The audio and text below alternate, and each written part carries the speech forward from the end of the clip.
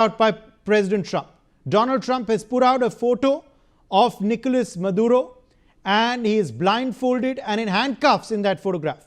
He's also confirmed that he's reached the United States now. So big developments coming in this hour. Ahead of that press briefing by the White House, Donald Trump has released the first picture of the captured Venezuelan President Nicolás Maduro, and he is indeed, Major General Katoch, handcuffed and blindfolded, being treated, of course, like a complete criminal, as the US holds him out to be. And he's been brought to the US, is what the US president has now confirmed. Well, now the pics, both the pictures and President Trump's statement confirms it. I can only say that what has happened is, in my personal opinion, I think it's a shame. This is not the way we treat people. This is not the way a former head of state. You just pick him up from his house with his wife and take him in. I think this is not the way things are done. It is going to have, while America, as I have stated initially, has won this round, they've carried out a brilliant military operation. They've got him in. The Venezuelan forces didn't fight back. Okay. But I think in the long term, it is not going to pay them any dividends. This is going to be America's black hour. When we look at this particular event a decade from now, this is what will be seen, how not to do things. And I think American power will decline from henceforth. Ambassador Seth, ahead of that briefing, ahead of that presser, Donald Trump, the United States president, putting out two posts on his social media. In one post, okay, I think we've lost Ambassador Seth there, but I will quickly bring you back in here, Glenn Grant. Glenn, in two posts that he's just put out on his social media account ahead of that press briefing by him. In one, I think it's an amateur video that he shared of the strike actually taking place, and plumes of smoke. Of course, the sky lit up there as those strikes, of course, were conducted by the US military in Venezuela. He shared a video of that, an amateur video of that. I think someone on ground in Venezuela has shot that. The US president has shared that. And he's shared another post where he captioned it by saying Nicolás Maduro on board the USS Iwo Jima. That means he's on board that US spacecraft, US aircraft. And of course, he's also said that he's been captured. And in that photograph, we can clearly see, of course, Maduro is blindfolded. That means, of course, he's being treated as a criminal. I think he's handcuffed as well. He does have water in his hand. I think a bottle of water is in his hand, but he's being treated as, of course, a criminal, not as a head of state. Remember, he's still the Venezuelan president as we speak, but he's blindfolded, handcuffed, and on board USS Iwo Jima is what the US president has confirmed. Glenn.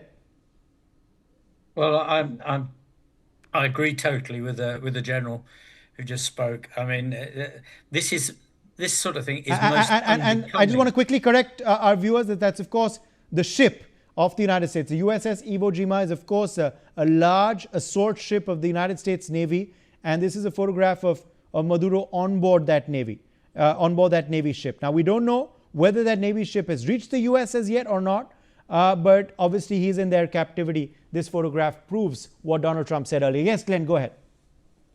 Yeah, I mean, what the general said, I mean, this is what Trump is doing now is totally unbecoming of a leader of any country. I'm sorry, I just find it really disgusting, for a leader to be putting pictures out of how we destroyed something else, another countries, whatever they are. It's not what you do. And pictures of Maduro, we don't need to see pictures of Maduro from a president. That's the sort of thing that should be done at a lower level by officials. And it just highlights that, Trump's, I'm sorry, but the leader of the Western world, he may be, but his attitudes in many cases are more like a child playing with a computer game. And this really highlights it at the moment. And I think it's extremely, extremely dangerous in the way that he's acting and what he's thinking. Because if he thinks he can get away with this, what comes next? He won't stop. He's already attacked Nigeria in recent weeks. So, what are we going to get next? And I'm sorry, but it really, really Well, worries me. he's threatened Iran as well. He's threatened Iran as well. He said they're locked and loaded. Iran is just a constant. I mean, threaten and attack constantly.